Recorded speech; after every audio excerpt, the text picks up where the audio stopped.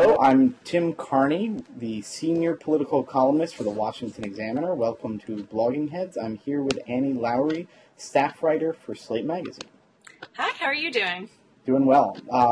So I think we should start by talking about the budget, all the continuing resolutions, not the budget, the appropriations, really, for fiscal year 2010, which never got passed for last year, and so they've been doing all these continuing resolutions, and sort of the narrative that the New York Times and Chuck Schumer and Harry Reid and now Steny Hoyer are pushing forward is this sort of John Boehner is caught between crazy Tea Partiers and his desire to be pragmatic. So you've been following this closer than I, so tell me what you think. Yeah, I think that that's basically correct. Certainly that is the narrative that Democrats are putting forward. I was at a meeting with some House Dems yesterday, and Anthony Weiner put it pretty funny. He was like, at this point their caucus is made up of crazy people, completely crazy people, and then like a few rational people, including John Boehner, trying to figure out what to do with the other 2/3. And I think that, probably calling people crazy is not necessarily the best way to move forward here, but I do think it's true that Boehner is kind of caught. And if you talk to people in the executive, if you talk to people in White House and Treasury, they basically admit that they think that what's going to have to happen is at some point they're going to have some failed votes, there might even be a government shutdown, and that will take more conservative parts of the Republican caucus and will kind of show them that at some point they're going to need to compromise on something, that they can't be absolutist if they're going to govern. So I think that narrative is basically correct, despite all the name calling from both sides. And I worry very much that there will be, in fact, I worry very much that the vote on the debt ceiling won't happen, or the government will shut down, and that'll be pretty deleterious for the entire government. It's not good. It's not a good situation. So do you think that that's basically what's happening? First, I want to distinguish between sort of not passing a debt limit fix on one hand and letting the government shut down on the other. In other words, they're two very different things. Not fixing the debt limit is unprecedented. We don't know what it would mean. People say, the U.S. would never be able to borrow, it'd be the same as default. I don't buy into those horror stories. I think the government would be pretty good at funding itself in that sort of situation. But also, the government shutdown, what does that mean? That means that a lot of our friends who are bureaucrats and in what are called non-essential positions aren't going to get paid, which is not a good thing, but that's not anywhere on the same scale as what you'd be talking about with the threat of sorry, I'm walking across the room right now to try to quiet my ringing phone here.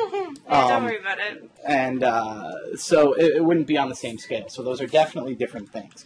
But then second, as far as the broader narrative, there's a degree to which it's true, and there's a degree to which, yes, freshmen are going to be a lot less interested in compromise in ways that are both good and bad. As a conservative, libertarian guy, I think there's far too much compromising that goes on. And compromising often means compromising one's principles for self-gain, for political gain, that sort of thing. And there's ways in which compromise is necessary, obviously. There's ways in which if you're not willing to compromise at all. Always a story Tom DeLay's staffers would tell me about Ron Paul in the House. They would say, look, say I have 216 votes. I need to get Ron Paul. I don't have Ron Paul and Jeff Flake yet. I go to them, I say, can you get this spending bill which slashes spending by 10%?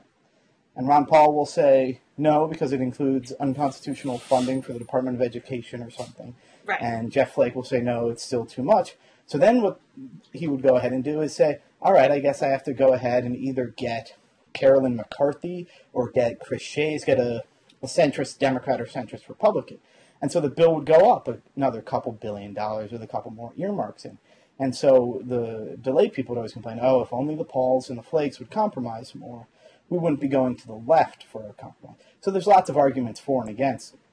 I just think it's funny that Boehner, before the election, no Democrat would have admitted that John Boehner is anything but, this rabid right-wing extremist. And now I think the reason to be skeptical of this narrative is that it fits too well into serving democratic purposes. And I'm not saying it's not true. I'm just saying this is why I'm skeptical of it. Because you see what they want to run on. They want to run on, oh, well, these Republicans are completely extremists and they're obstructing, and the same thing that they've run on 3 out of the last 4 elections. And so sort of telling this story, getting the New York Times to tell it and repeat it, it serves their purposes enough politically that, and then if we do get a government shutdown, it's more sort of believable to sort of blame it on, 87 crazy freshman Republicans once you've painted them that way. And that's always sort of a funny game. I remember the last government shutdown. Mm-hmm. I was maybe a little too politically naive, but I was still in school, and I was thinking, I don't understand. Didn't, both sides shut down the government by not passing something? I mean, it takes either one side caving or both sides compromising. And if that doesn't happen, it's hard in most circumstances to pin it on one side. And I think most of what's going on here between Boehner on one side and McConnell probably, and then Schumer, Obama, Reid, and the Democratic leadership is trying to set it up so that if the government does shut down, it gets blamed on the other side. The Democrats would love a replay of the 95 government shutdown. Yeah, absolutely. And I actually agree with you here that I think if you're thinking in sort of just the crassest political terms, so not in terms of good governments or good economy or anything like that, what's the best strategy for the Democrats? Mm-hmm. I think there's a pretty compelling case that they should just let the Republicans be hamstrung and be very, very critical, not put forward a lot of legislation of their own, and just let the Republicans kind of falter.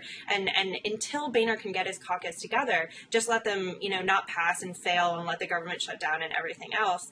But, from the other interesting thing that I heard House Dems saying yesterday, and something that I also think is compelling, is that there's no real strong assertive message coming from the White House as to what the Democrats should be doing in Congress right now. And I do think that that's true, that they don't have a kind of affirmative message, even though I think it might be smarter for them at this point to take the back seat and do basically what the Republicans did really effectively in political terms. But see, I don't see what affirmative message the Democrats could do. Now we'll shift a little bit from strategy into substance. Yeah. The Republican message is government spends way too much. Now, obviously, we all know polling. That polls well. You mentioned specific projects, and people get a little more protective of government spending. Sure. So I guess that would be the Democratic strategy would be, and this is somewhat of what they do, come back and fight over specific things. Mm-hmm. But generally, the Democrats come back with, oh, you want to slash Medicare, which, Republicans will never talk about. Most of them don't really want to politically, even if they would want to in their heart. And so I think part of the reason there might not be a real response is because the Democratic argument amounts to, actually, we think that we need to keep government a little bit bigger than Republicans are willing to cut it. And I would think that, the idea of cutting government spending, especially considering that this is sort of a bill covering a year that is now halfway over, cutting government spending in the abstract, which is about as deep as any voter is going to get, is understand that that's more politically popular. And that's one reason why Democrats have trouble engaging. They would have to come up with a very good argument for it to be a winning argument when their argument is, yes, we need to cut a little, but not as much as they're saying. Sort of a Me Too cost-cutting bill position I don't see as a winning position.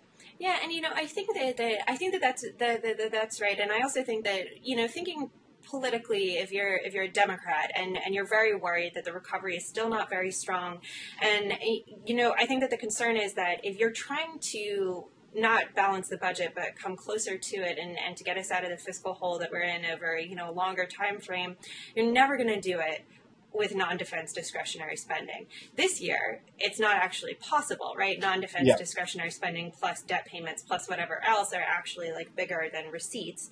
So, I don't think that Democrats necessarily want to have the fight about raising taxes in the immediate term, until the Bush tax cuts expire again.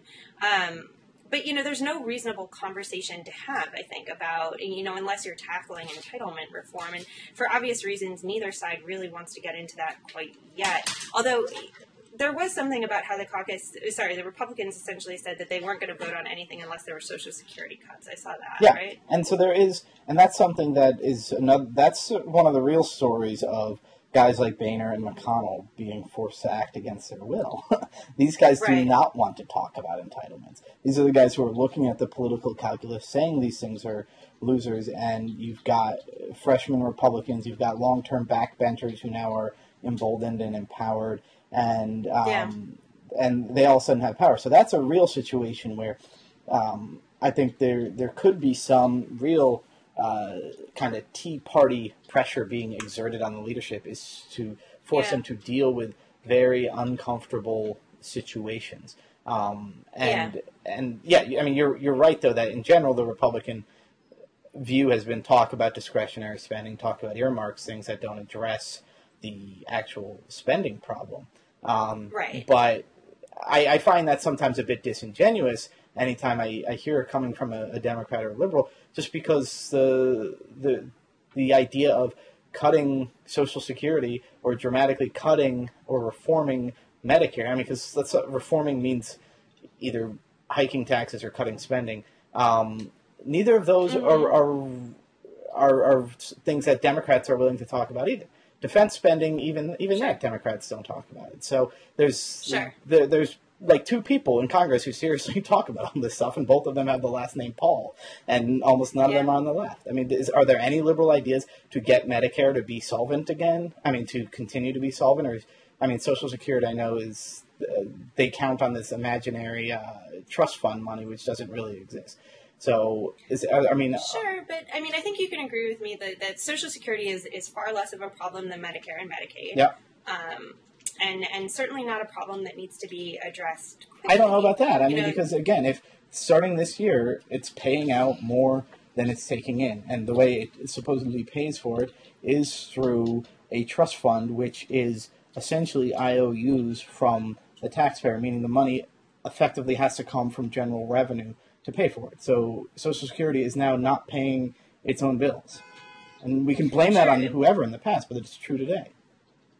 Yeah, I mean, So I agree with you, and this one-time demographic shift is going to be difficult. But yeah, I mean, I think that you're right that it's hard to talk about Medicare and Medicaid and Social Security for Democrats, and that there's a bit of disingenuous here. I mean, I think that probably maybe the answer to the political question there is that they did something with the Fiscal Commission, and they at least brought forth a semi-coherent plan as to how you would get from A to B in terms of making the numbers work. And it's obviously a plan that Democrats completely and entirely reject. And I agree with you that both of them exist in this kind of fantasy world in which somehow magically we will either cut on one side, on Democrat side, we will raise taxes in a way that I'm not sure that you will have Republicans let you do. Or you cut non-defense discretionary spending in a way that Republicans would do, and both of those are not really realistic. So I agree with you that the conversation is kind of weird, and that maybe when you're talking about like brutally sort of just making the numbers work, it's very few people who talk about actually doing it. It's Paul Ryan and Ron Paul. And even then, a lot of the ideas aren't workable and certainly not politically passable. So it's a totally crummy situation and kind of depressing to talk about in the long term. So let's use depressing to talk about in the long term with a shift to first let's talk about Warren Buffett and railroads, because he says that he's betting on America by betting on railroads. This was your piece. I know it's a couple weeks old, but working on the railroad, which is sort of a great. It's a non-SEO headline. It's almost like a newspaper headline. I was very tickled by how old-fashioned that was. So what did you find talking about that?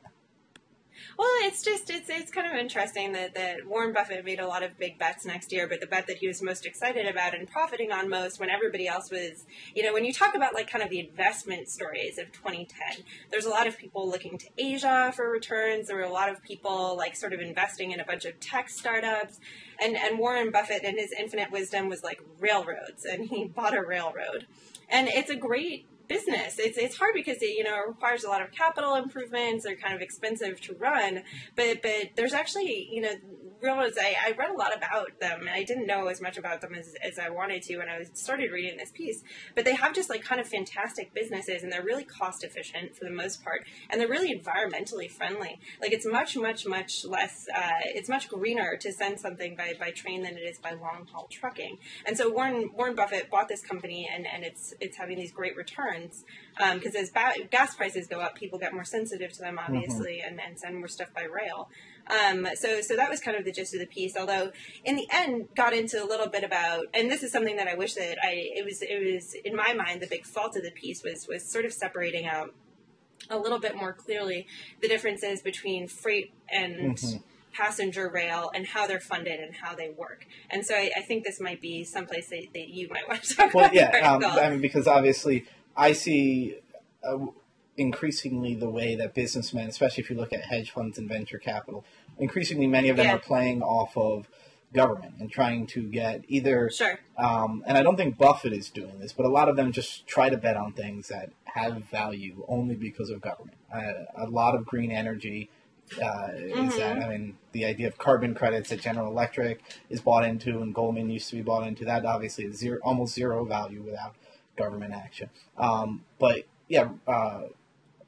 Buffett's purchase of the railroad was around the time that Obama was pushing for more government funding. Now, when Obama was selling it, he was up there with Joe Biden, of course, talking about passenger rail. We could be like Europe, where you get on a train in the middle of the city and zoom. Next thing you know, you've just gone from Cleveland, Ohio, down to Louisville, Kentucky in no time without getting in a car. And so he was selling it on those things that people would get more exciting about. But I know that at least General Electric saw freight rail as one of the things that would benefit from both stimulus money and other legislation they wanted to push forward. GE, and one of the things they were investing in are batteries that can power these trains, very different sort of battery than the battery that would power a car. It's more about long haul than about quick acceleration. Different technology there, I guess. But again, those battery factories are getting subsidies and applying for stimulus grants and applying for special tax credits.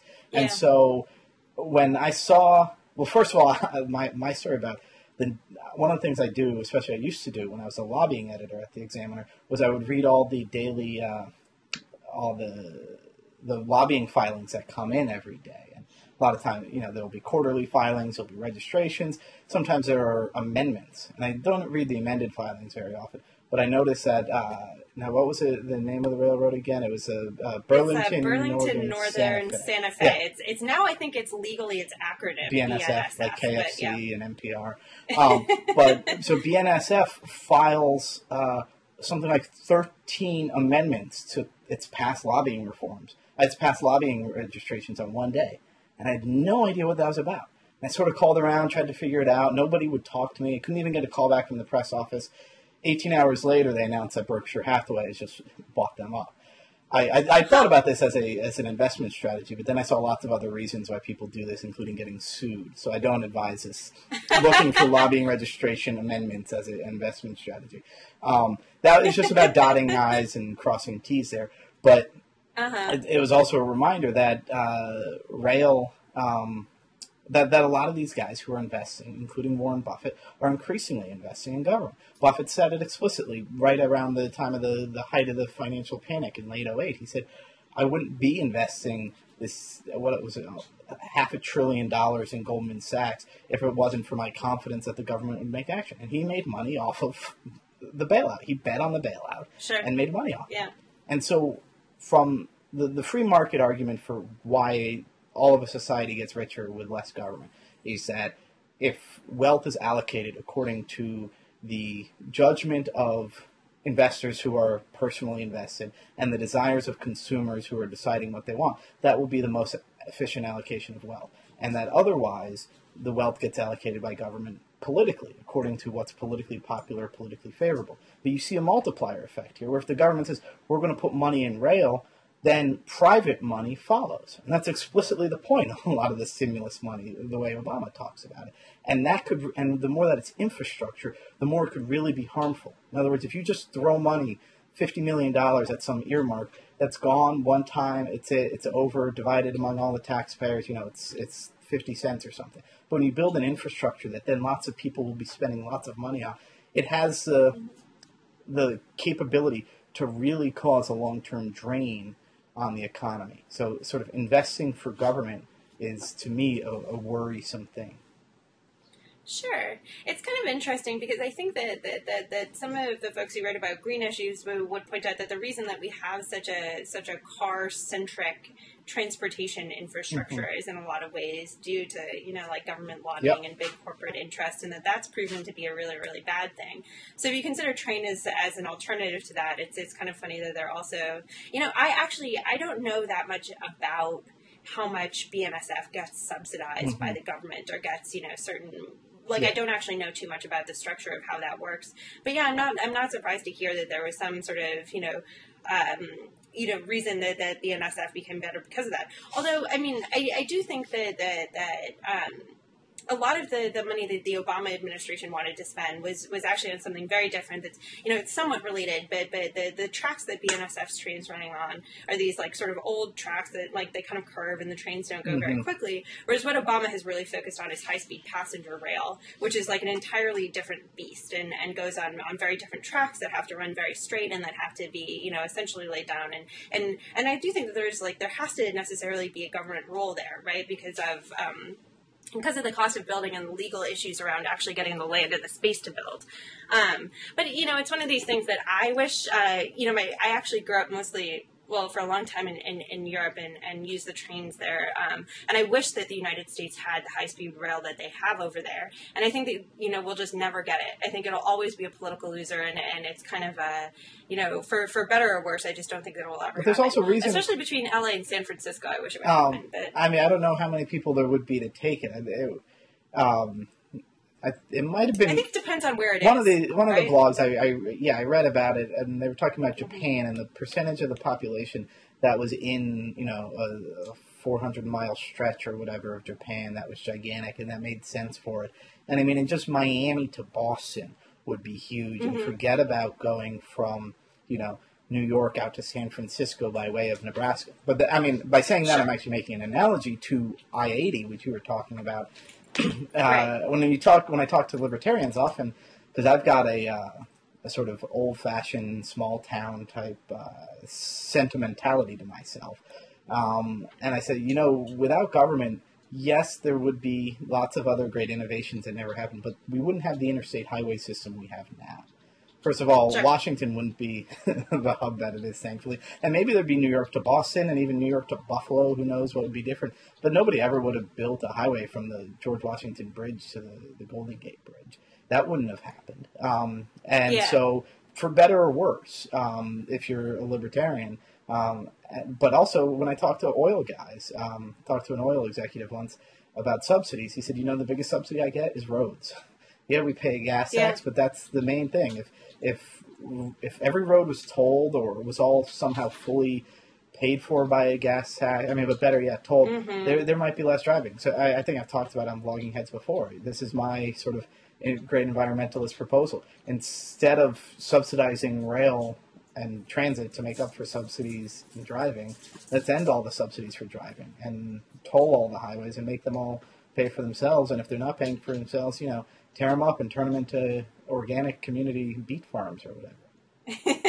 Organic community beet farms. Yeah, it's funny. I think that there's also a libertarian convergence on the idea of just ending all energy subsidies, including for green energy. Idea being that if you took away the massive subsidies to oil and gas, you would make all of the green energies more competitive, even if you took away their subsidies too. Well, I don't know. The per kilowatt hour subsidy for wind is just immense. I would take away the subsidies for all energy, and I think we'd have a lot of coal. Coal is this magic little thing where God took some dead trees and packed all the energy he could into as small and portable of a rock as it could.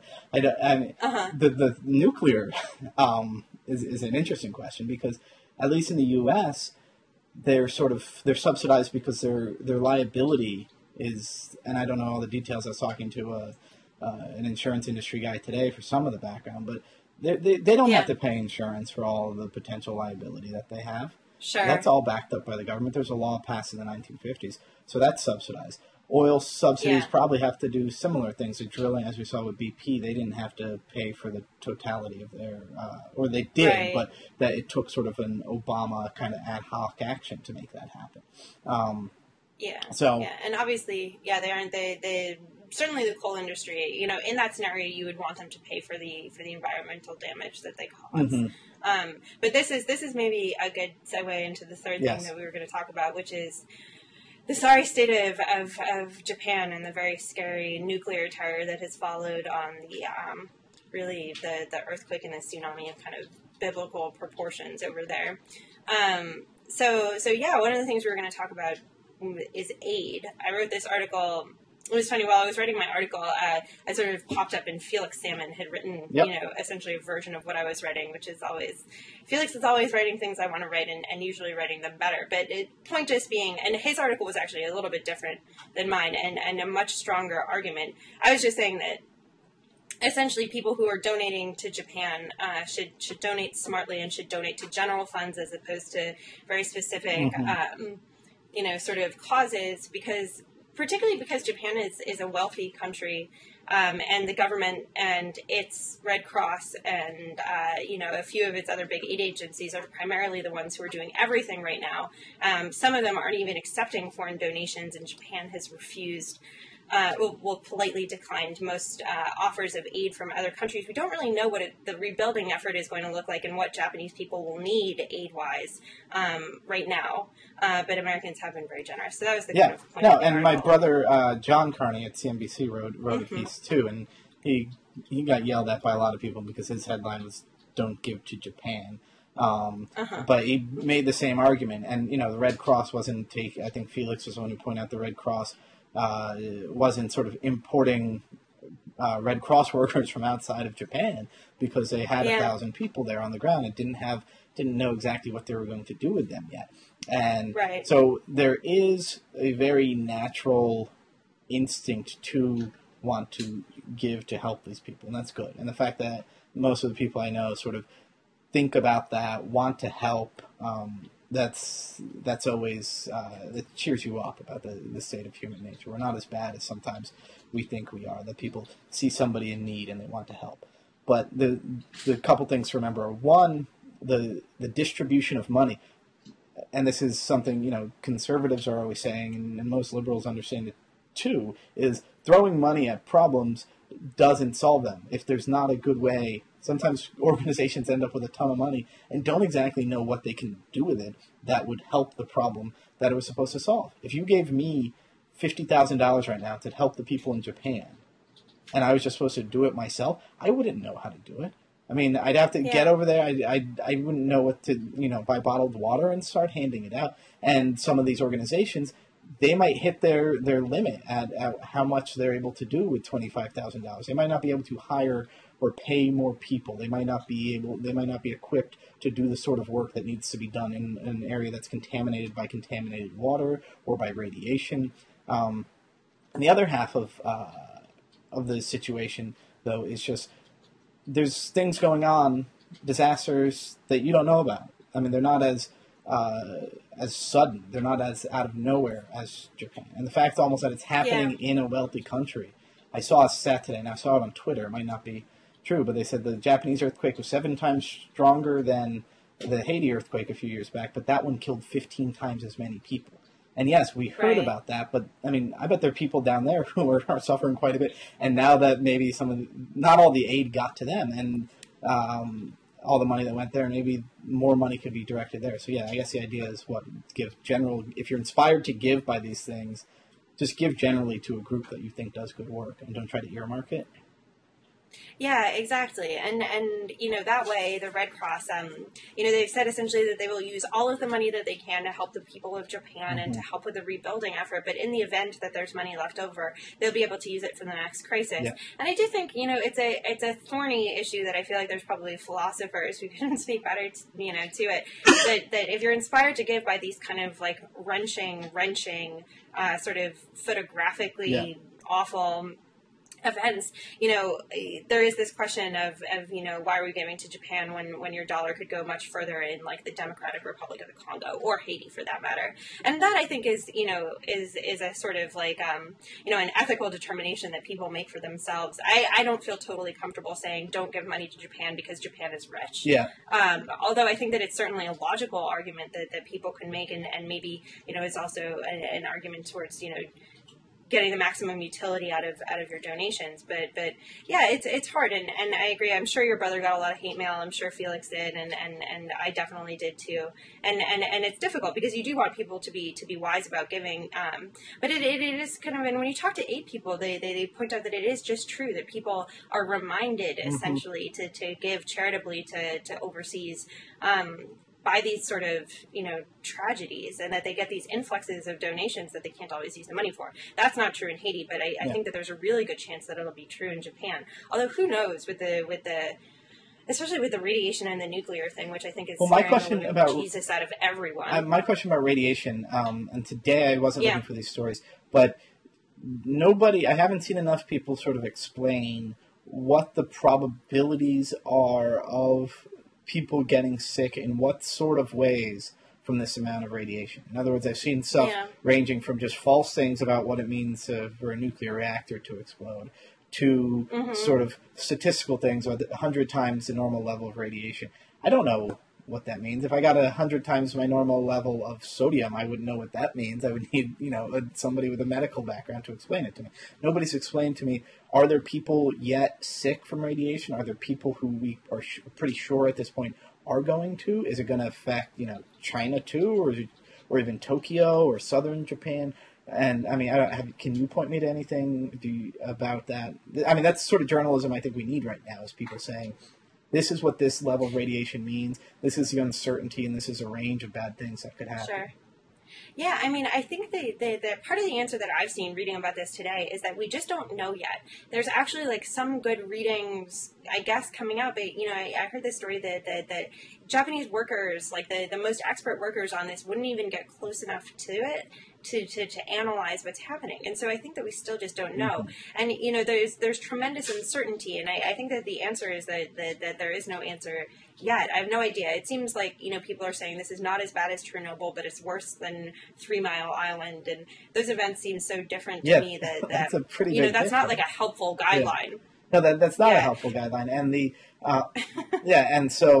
and I guess that's the big thing, is the questions of we don't know what it means.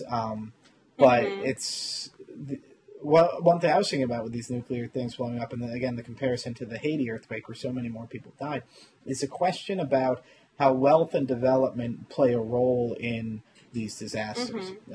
Earthquakes and hurricanes, the damage they do, it's usually measured both in lives and in dollar amounts. And my guess from what I've seen, the wealthier a country is, the higher the dollar amount of the damage, and the lower the life costs of the damage. Think about tsunami hitting, where boat people might live in Southeast Asia. Not going to cost a lot because some old rickety boats and some wharves got wrecked, but it's going to kill people. Think about whether it hits, and then if you hit a really nice place in the Outer Banks, most of the people there would have evacuated, and there aren't as many people per square mile anyway. And so the sort of free market argument here is, well, wealth makes you safer and that sort of thing. But when it goes to stuff like nuclear power plants, that's a point where economic development might make this hurricane and tsunami be worse than it otherwise would have been. Yeah, I think that's absolutely correct. And yeah, I think that the dollar net amount could be really, really high.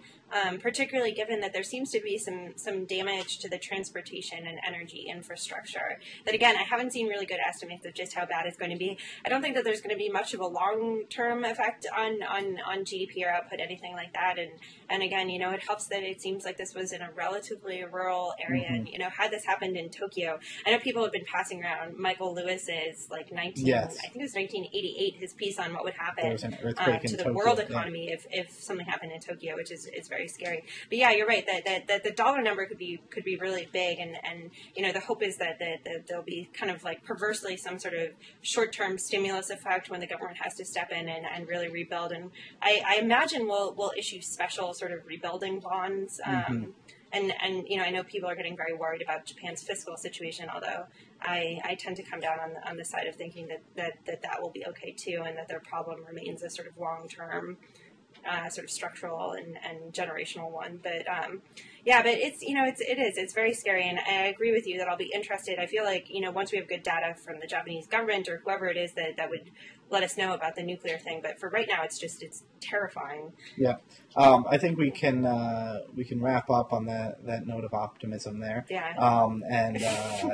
If you're into praying and stuff, obviously pray for the Japanese people. But just last thing on that note.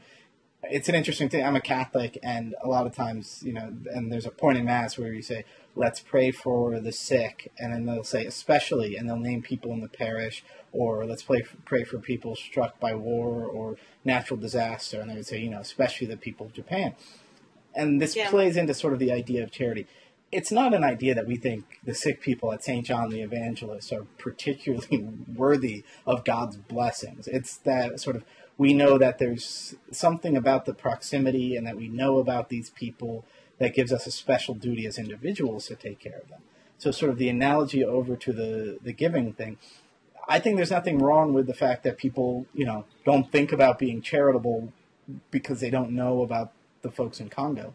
Maybe it's a fault of the media that they don't know about people in the Congo. Sure. But that if it takes a disaster like this to remind people, guess what? Not just in Japan, but all over the world, there are people who are in much worse shape than the worst people you'll see today on the streets of Washington, D.C. It takes one of those disasters. I think that's sort of human nature, as unfortunate as it may be. So. Yeah, I agree with you. And from one Irish Catholic to another, happy St. Patrick's Day. All best wishes, and hopefully, as much help as Japan needs. But anyway, so thanks so much. Thank you. Talk to you later. All Bye. Right.